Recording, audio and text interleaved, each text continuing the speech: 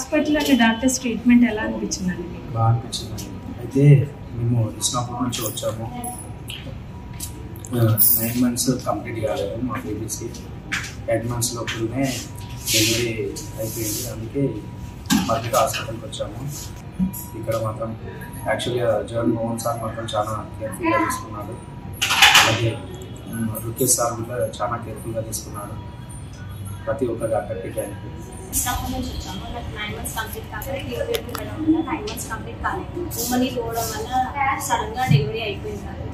ఇస్లాంపూర్ దగ్గర హాస్పిటల్లో డెలివరీ అయింది. అక్కడ నుంచి ఇక్కడ పరిమిత హాస్పిటల్కి షిఫ్ట్ చేయడం జరిగింది. 3 బేబీస్కి. బాబు 840 grams ఉండే, పాప 1650 grams ఉండే. ఇప్పుడు ఎంత ఉంది? ఇప్పుడు బాబు 1120 grams ఉన్నాడు. పాప 2 kgs పైన ఉంది. దానివల్ల ఇక్కడ ట్రీట్మెంట్ చాలా బాగుంది.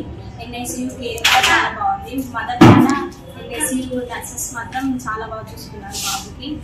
డాక్టర్స్ ట్రీట్మెంట్ మాత్రం ఇంకా బాగుంది. జగన్నాథ్ సార్ ఇంకా రుకేష్ సార్ మాత్రం బాగా చూసుకున్నారు బాబుకి.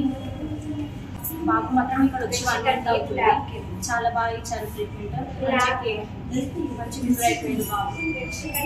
థ్యాంక్ యూ డాక్టర్స్ అందరికీ.